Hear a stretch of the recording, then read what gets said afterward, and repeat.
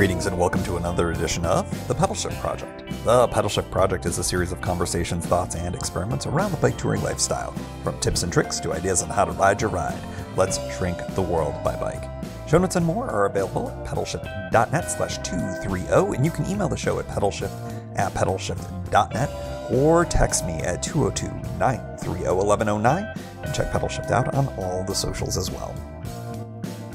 Hello everybody and welcome to the 230th edition of the Pedalshift Project. My name's Tim Mooney and a very happy January to you wherever you may be. On this edition, it's special.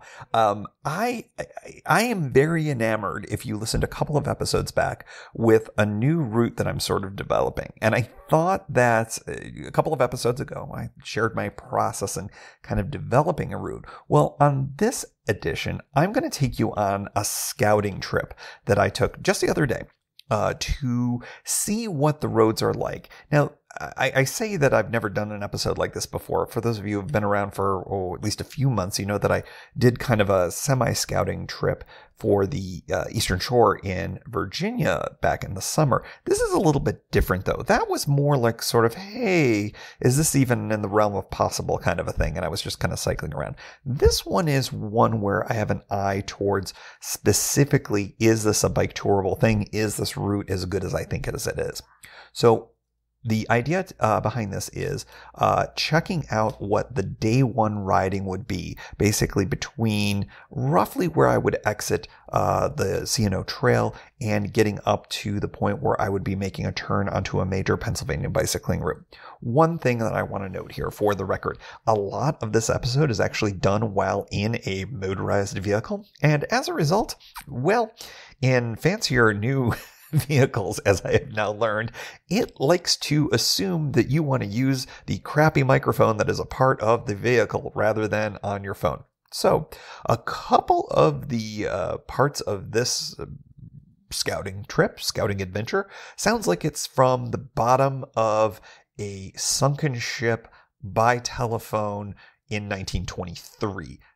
But that said, I still think this was so much fun that I wanted to share it with you. Not every single segment is like that, just 3 of the segments, including the final 2. So apologies for the less than stellar audio that you're going to be getting for some of this stuff. But this was a lot of fun, and spoiler alert, I think that this first day is going to be really interesting and good.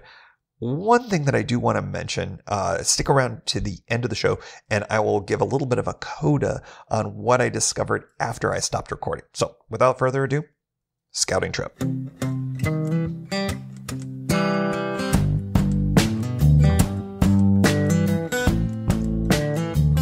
Good morning. On the first, I don't think I've ever done an episode on this.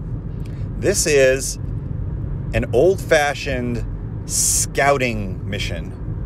I am driving, which is, I think, a first. I don't think I've ever done any of these podcasts while in a motorized vehicle. But I am driving. Bike is on the rear of the Jeep here. And I am going to be going to Williamsport, Maryland, at least to start.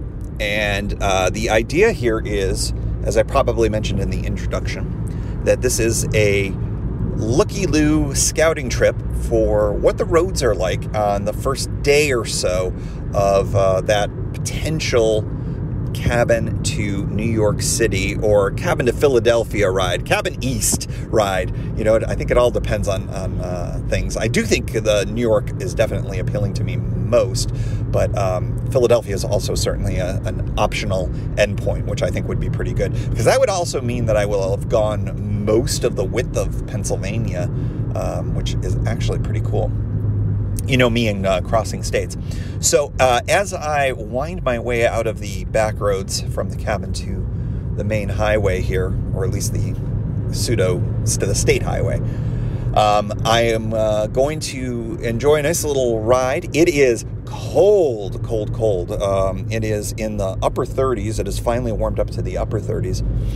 So my riding is not going to be super robust today, but I think what I might consider doing is riding about an hour's worth kind of round trip from wherever I end up parking But I'm going to be checking out essentially the roads between Williamsport, which is a town, a large town, I would say, compared to others around here, to Hagerstown, which is arguably the largest city of this region.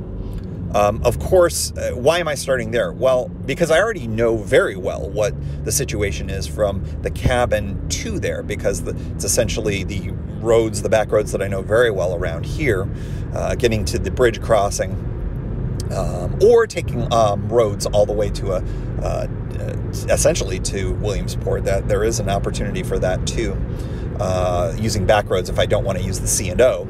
But the point is that the mystery begins, other than what I've seen on Google Maps, starting in Williamsport. So that's what today is all about. It's I've got some time. I've wanted to do some riding in something different. I've got my mask, I've got my water, I've got my lock, I've got all the stuff, and it's a little bit of a different adventure than normal. A little bit of pseudo-urban riding, just to kind of see what that is like. And then from there, depending on how much time I've got, I may scoot up to the town in Pennsylvania. I believe it's Chambersburg, if memory serves. That would be the end of my first night. And if it's not Chambersburg, I'm sure it's some other town of note up in the Keystone State, which is not a state, it's a commonwealth. But that's just nerdery of mine. All right. Next dealer for me, hopefully not in a vehicle. From Williamsport, Maryland.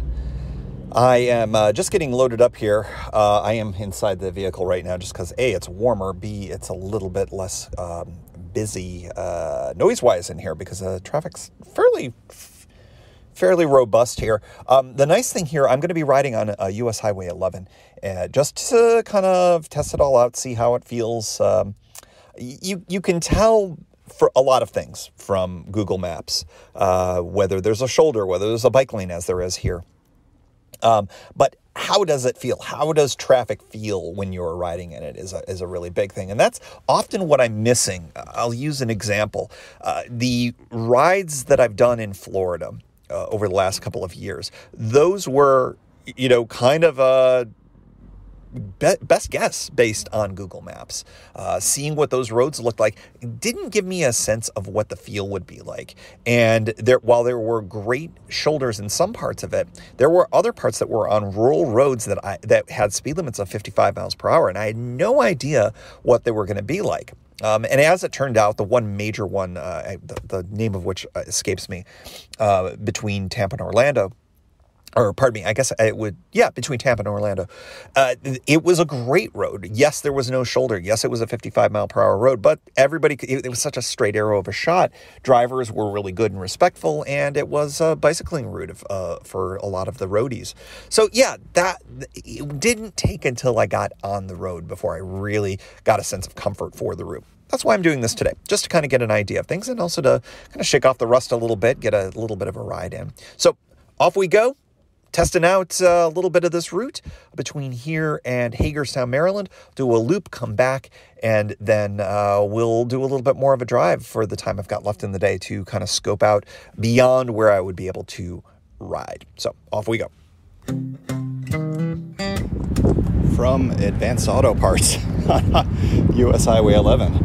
Hey, this is not bad. Traffic is heavier than I would have imagined. It is a federal holiday today, and I was kind of expecting it to be a little later, but I do keep forgetting that many businesses are open, and of course people who do have the day off are out and about, maybe picking up groceries or going to American Freight Furniture and Mattress, another store nearby here. So very much kind of suburban assault kind of a thing, but man, the whole thing is wide and easy to get through. I did get one honk, but I think it was a friendly honk. I think it was a hey man, good job kind of honk, because it didn't feel like an angry honk, and it was just one, and I was nowhere near being in anybody's way, so it felt friendly. So I do think that this was going to be the hardest part, and I'll mention why. I had to cross over, over and under two separate interstates. I-81, I had to go over, and if you've ever ridden on any kind of a road where there's entrance and exit ramps to a major interstate, you know that it can be a thing. But the mirror is a must for those types of things. Taking the lane for a brief period of time is a must, just to make sure that people see you. But it was fine, and it was seamless. The underpass to I-70 was even easier because I had a lane all the way through it. Yeah, this was easy. I also passed by I believe it was a county sheriff. Didn't give me any guff at all. Wouldn't expect to. This is an official lane, official bike route, so I wouldn't expect any issue. So yeah, I think that this is the hardest part that I could eyeball from what I've seen. So the fact that it was that easy, to me, says, okay, this is a great exit strategy. Terrain was relatively flat, but there was certainly some hills, according to my watch, which I was tracking and continues to track this ride. I gained 360 feet of elevation over the course of a few miles. So, not flat, but certainly not a problem. I think if I was fully loaded, this terrain would be harder. Obviously, it always would be. But that's another question that I'm going to be having as to whether this is going to be a camping trip, a mixed trip, or an all-roofed trip. And I think COVID will have a lot to say about that. So in any event, I'm going to be flipping around and going to get back to the Jeep. And then I think what we're going to do is going to really scout out as far as I can get reasonably up into Pennsylvania, just to kind of see what the route looks like and what the roads are looking like up until we hook up with the eastbound part of the route. I'm hoping to get up there before I have to turn around and come back. So next stop, back to the vehicle. So I'm in the main busy part of Hagerstown, Maryland right now. As I mentioned, this is sort of the largest city of the entire region, big enough to have their own TV stations and whatnot, if that gives any kind of an idea. And I will say, Highway 11 through here is I'd be on sidewalks a lot. Now, I've done that before. I've done that through Tampa. I've done that through a bunch of different places. So this would be probably the trickiest area. Interestingly, I kind of spaced and made a bit of a wrong turn and went through a major park area, or on the other side of a major park. So there might be some ways to kind of avoid 11 as the thoroughfare, but eventually you do have to end up getting on here. And as I mentioned, there is a sidewalk, and it's fine. It will certainly serve well. I'm about to approach the area as you leave the whole downtown area, and the reason why I say you're leaving is starting to get into industrial parts. There's, like, for lack of a better word, it looks like a cement plant. In fact, it is a concrete plant, to be more specific. And the sidewalk continues as you go by it, so that's all good despite the heavy trucks, machinery, railroad tracks. And you go up and over the railroad tracks one final time here. This was the part that looked the gnarliest on Google Maps, and there's a sidewalk the whole way. So is it ideal? Is it picturesque? No. Straight up no. But also not the worst I've ever ridden on. Parts in western Pennsylvania for the ride a couple of years ago was definitely way worse than this. So the fact that there is off of the road options all the way here, so it's either bike lane, incredibly wide shoulder, or I would say a reasonable sidewalk. I think that's pretty good. Going by, set my phone down here as I've got a stoplight here. Doing this all hands-free, but not sure if the setup is getting a good enough audio. Hopefully it is. But yeah, and so as we're getting to the outskirts of town, this reminds me a lot of the outskirts of Tampa, going through industrial areas, what am I looking at right now? One of those teeny tiny used car lots. That paints a bit of a picture for those of you who are in the States, at least it probably does. And again, sidewalk all the way. Now here's where the one merger with another road happens. I've got a traffic light, so that works well. And then we get Sharrows. Sharrows not my favorite. I do have the option of the sidewalk if necessary, but I'm feeling pretty good at this point going by, it looks like a high school, pretty big too. Is that a high school or is that a community college? It is North Hagerstown High. Go Fighting whatever you are. And then back again. Sharrows are not great, but we're back to a sidewalk. I've got both, so I do have to say Sharrows are kind of a joke to me in some of these places because it's sort of like it's a single lane of traffic, so I would be holding up traffic. I would much prefer to be on the sidewalk through this area, especially if it's busy. There's a frozen custard stand there. That's good to know, except they're not open until late spring, I'd imagine. So yeah, I mean, here in what would arguably the rougher part of this portion of the ride on day one, very doable. The other nice thing about going through a city is, of course, you've got a ton of amenities. Obviously, there's the frozen custard stand. I did not talk about all of the various fast food places and things like that. And now that I've gotten here, although the sidewalk still exists, we're starting to get the thought that maybe we're going to get wide shoulders soon. I'm coming up to another stoplight here. Yeah, it's appearing that the further we get out of town, the more likely that things are going to be. Oh, and almost by design, a Jeep that is all orange that says Orange Crush on it goes by. It's as if they knew I was going to be here. We have a black Jeep, and there's 0% chance that Kimberly would ever agree to an orange Jeep. And frankly, I think I kind of like the black Jeep, but that's for another podcast, I suppose. So as we climb out of this last piece here, I thought this would be the most interesting of the driving parts here in Hagerstown. Yeah, suddenly we get a wide shoulder again, as one would expect, and as I had for all of U.S. Highway 11 for the other parts that I actually rode the bike for. So I think this all confirms what I saw on Google Maps. Traffic-y, lots of businesses, but I do think it all works. There is the sense that bikes are considered, if not regular, around here. So that's great. And, now I'm seeing wide shoulder all the way up here. So I'll be driving up into the state of Pennsylvania. This road crosses out of Maryland into Pennsylvania. And I'm going to at least go to Greencastle, if not to Chambersburg. I would like to go to Chambersburg just to see what the changeover is from Highway 11, which, although is bike-friendly, if not an official bike route, to the official Pennsylvania bike route, and see what that all looks like. So, more to come. Literally passing underneath the runway to Hagerstown Regional Airport. Now that is unusual. I will give that the most unusual route ever.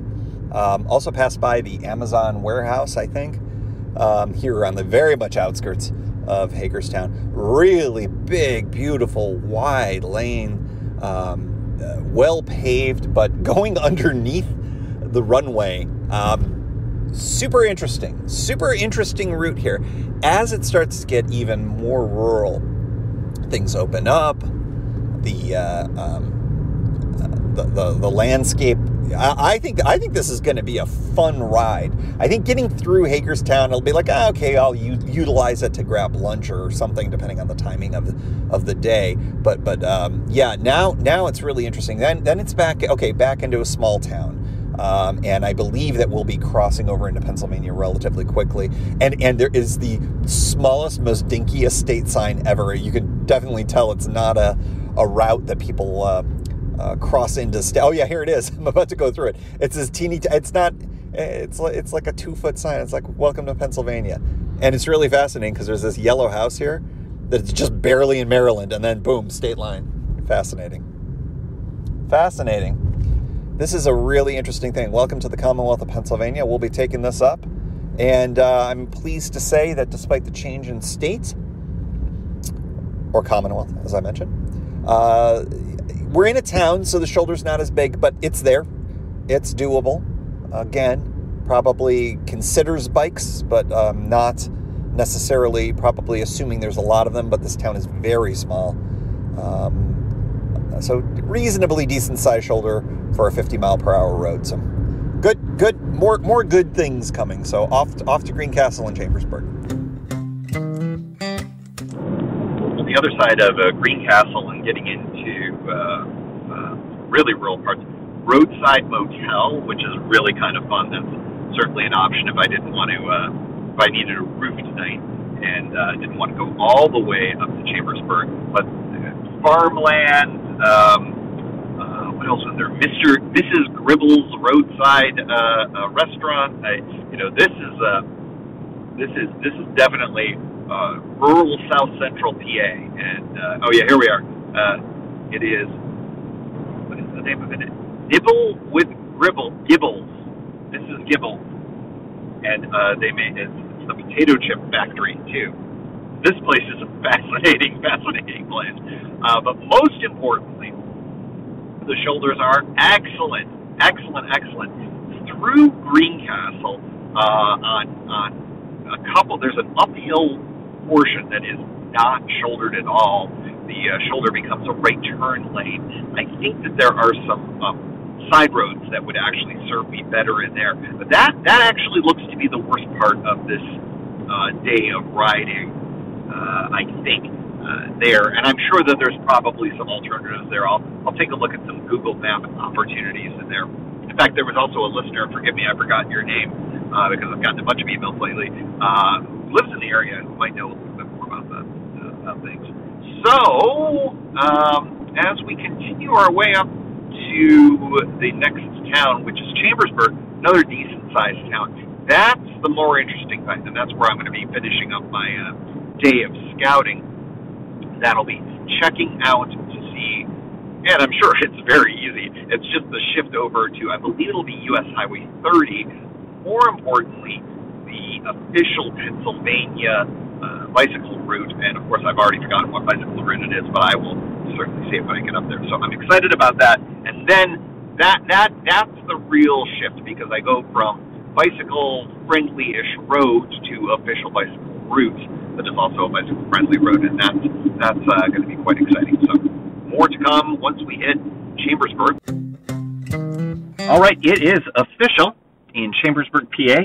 I am here on U.S. Highway 30 at the junction, past Highway 11, which was beautiful, as I said, all the way into town. Cute town, very old school kind of PA town, and it is official. There is, and I have just taken a picture of it. This is Pennsylvania Bicycle Route S that I would be turning on. And now, interestingly, here in town, no sharrows, no infrastructure, just a sign, and it says share the road, but that's fine. From here on out, I think that this really underscores how doable of a ride this is, because this connects me essentially all the way to Philadelphia. There's a route over the bridge, over the river that gets you into New Jersey, and then from New Jersey there's some established routes as well. So really exciting that this is a doable thing. If memory serves, there are hotel opportunities on the other side of town here. I can suss that all out, but from here, I think that this is confirmation that the route that I've talked about on a prior episode is definitely worthwhile doing. This is the kind of stuff that I don't typically share with you all. It's a little kind of in the weeds, perhaps, but, I thought that this was, during COVID times when there's a little bit less to talk about, might be worthwhile listening for you. So thanks for taking the ride. Thanks for being wing people for my scouting trip. And by the way, I'm right next door to a cinnamon roll place, a whole shop devoted to cinnamon rolls. Do you think I'll take advantage of that when I'm here on a bike? Yeah, I think so. All right, mercifully, we are back to good audio. Again, apologies for the, what did I say, sunken ship from 1923 on a telephone. Were there phones in 1923? Anyways, point being, that was not very good, and I learned a lesson about doing any kind of recordings while I drive. The Jeep microphone is terrible and sounds like a sunken ship in 1923. Anyways, both hands were on the wheel and attention was being paid at all times, so just thought I should mention that as a matter of safety. One thing that I wanted to mention was what I discovered at the end of this little adventure, because after I declared victory and said, hey, I took a picture of Bicycle Route S, and now we're on a good bicycle route, so everything should be good, right? Well, turns out Pennsylvania bicycling routes, as I discovered in Pennsylvania up near Pittsburgh, sometimes are a little more theoretical than anything else. And on the east side of Chambersburg, that's definitely true. There is no bicycle lane, although it is a multi-laned highway. This is Bicycle Route S / US Highway 30. It's nowhere near as good as what US Highway 11 was going northbound, as we discovered throughout this entire episode. So what I think I'm going to have to deal with is how I ride out of Chambersburg is either going to have to be probably very early in the morning. I'll have to take the lane, and I'm just going to have to deal with it. There's no sidewalks either, so I don't even have the sidewalk option going through some of this area. Interesting when official bicycle routes are sort of less than awesome. But like I said, I'll throw on a lot of lights. I can take a lane.